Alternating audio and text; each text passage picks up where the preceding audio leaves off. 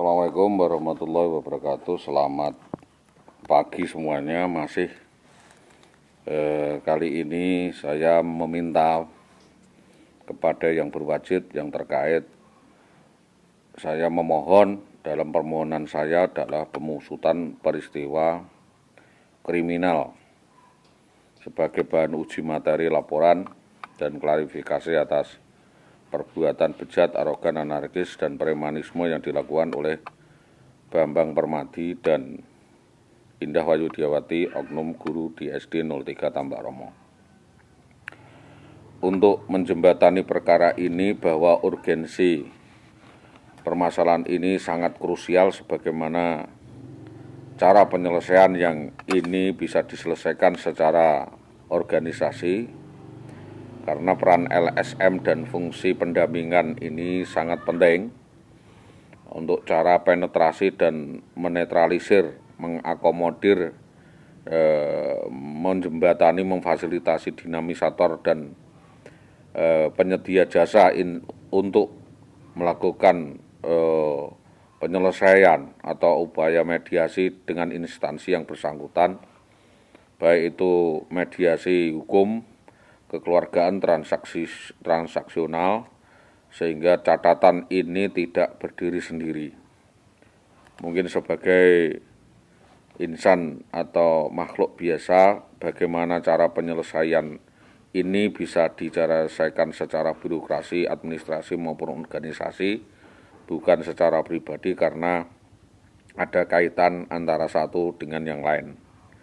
Jadi mohon agar Dinas Pendidikan Kecamatan Tambak Romo memberi catatan, ya, dan tidak kehilangan marwah atas upaya penyaluran hak dan respirasi atau penyelesaian atas kasus berantai ini yang dilakukan oleh dinas. Untuk ini saya juga sampaikan kepada pihak yang berwajib, yakni Kepolisian Polres Pati, bahwa saudari IWW ini membuat pernyataan palsu bahwa dirinya ini tidak ada hubungan dengan saudara Bambang Permadi dan sebagainya. Itu bagi saya adalah fals atau falsifikasi atau pemalsuan pernyataan. Hal itu sama sekali tidak benar, karena dirinya benar-benar dibawa oleh BBPM. Jadi dia mau mengatakan ini maju atau mundurnya kena. Dia mengatakan tidak dibawa Bambang Permadi, kenyataan dibawa. Bahwa dirinya seolah-olah tidak dibawa lari atau dibawa kabur atau kabur dengan oknum polisi atas nama Bambang Permadi, itu juga jadi benar fakta adanya. Jadi ada harga beli yang dia lakukan, karena kenyataannya setelah kabur dengan Bambang Permadi, dia melakukan gugat cerai dan mengaku-ngaku membuat alibi seolah-olah selama dalam rumah tangga ada KDRT. Ini jelas settingan, karena selama ini kami sungguh sangat mengendalikan diri dan menghargai beliau sebagai istri. Selama rumah tangga kami memberi kecukupan lahir batin, tetapi dia membandingkan dengan kejadian yang lain. Padahal hal itu tidak pernah terjadi. Jadi KDRT yang disampaikan oleh saudara IWW adalah alibi untuk penyelapatan atas seluruh kejahatan yang dilakukan, yaitu penipuan, perampasan, dan penggelapan yang dilakukan.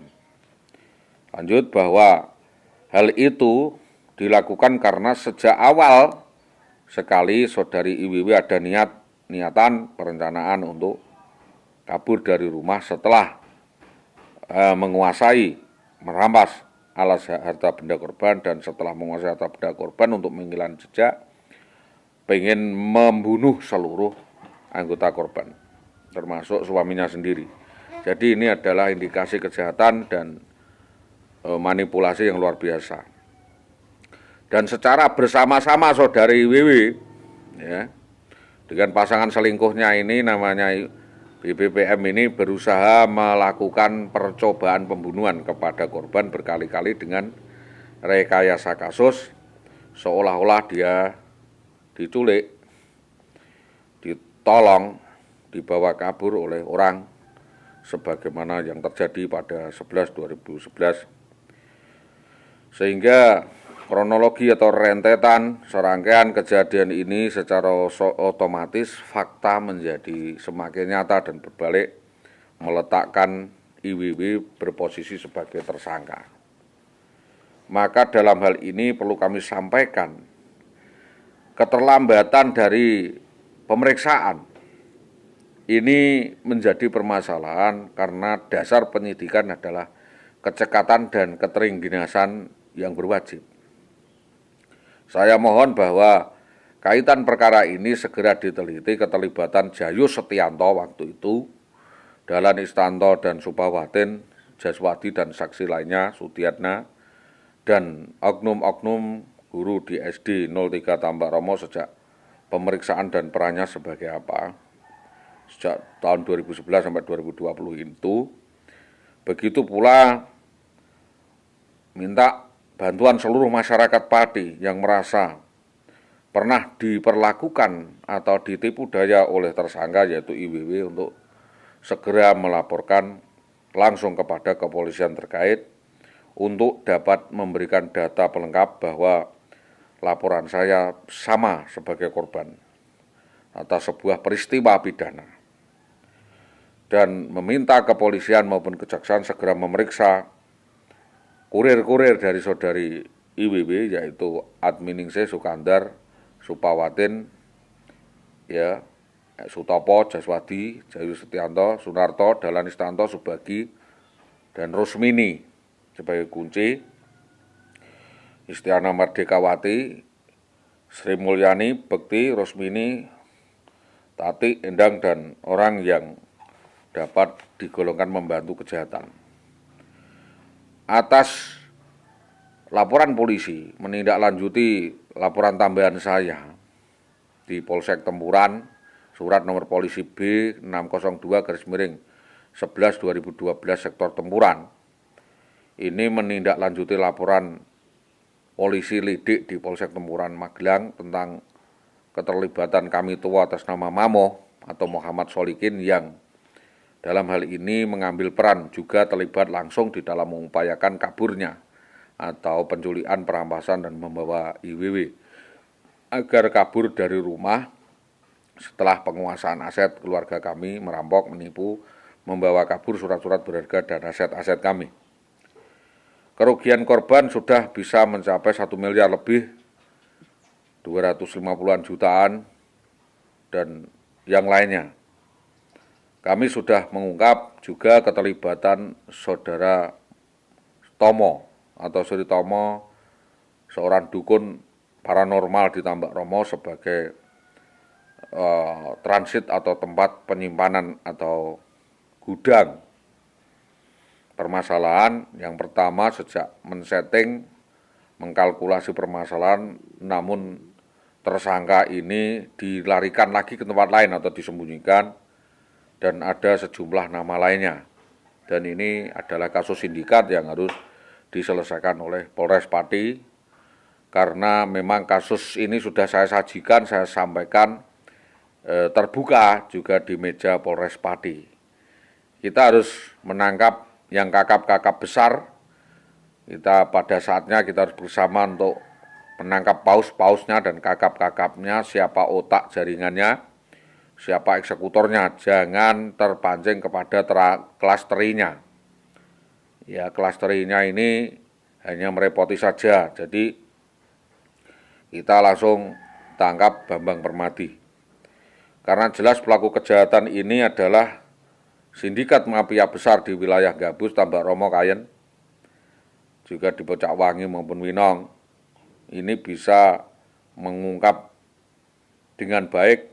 Para penegak hukum yang promoter bisa mengungkap dan membantu pengungkapan upaya kasus pembukaan kasus ini. Di samping ini juga saya sampaikan masih terkait kasus konspirasi ini saudari IWW ini melakukan perencanaan pembunuhan. Ya, perencanaan pembunuhan maupun sudah melakukan eksekusi, di mana malah serangkaian kasus lainnya juga sudah dilakukan sedemikian rupa sangat halus dan mengkriminalisasi korban dengan mentersangkakan atau merencanakan, men-setting dan atas peristiwa pelarian atau penculikan itu, agar seolah-olah bukan penculikan tetapi saudara Bambang ini menolong korban gitu. Ini jelas settingan Sri Tomo CS dan ini harus dilakukan gelar perkara. Jadi ada forensiknya, jadi pertanyaan yang harus disampaikan kepada kami nanti harus objektif soal TKP, otopsi dan penyertaan bukti atau penyitaan, dikontrol setiap langkah-langkahnya. Dan upaya pra-peradilan itu tidak tepat yang disampaikan atau ditawarkan Polda Jawa Tengah jika kami tidak puas itu sama sekali tidak tepat, karena standar normanya sudah benar. Dan apa laporan kami, kata-katanya sudah objektif dan hasilnya belum standar. Jadi ada opsi yang kami sampaikan, ini bukan akar bawaan atau tirani, tetapi ini harus dijawab bersama. Masuk pada kasus yang kita amati, bahwa setiap polisi ini bisa melakukan membantu, mengumumkan bahwa fakta dengan bukti yang kurang lengkap itu bisa kita bekerja bersama-sama, bukan dibebankan kepada pelapor atau korban. Sebab menjadi korban itu sendiri sudah sangat sakit dan sangat sulit, sehingga tidak perlu ditakut-takuti atau dilakukan tindakan-tindakan yang membuat menghalang-halangi adanya penjelasan. Motif antara lain adalah dendam pribadi, saudara, atau kelainan mental, saudara IWW ini. Sehingga melakukan suatu peristiwa untuk menarik perhatian publik dan keluarganya seolah-olah membutuhkan bantuan. Ini sudah aktingnya mertua seperti itu. Siti Aisyah, ibunya daripada saudari IWW ini, sering melakukan hal-hal seperti itu, yaitu utang dan tidak mau membayar atau melakukan arisan, tetapi arisan itu dihentikan secara sepihak setelah uang itu sampai ke tangannya. Ini selalu seperti itu, menipu daya dan mengamputasi al-haq orang lain.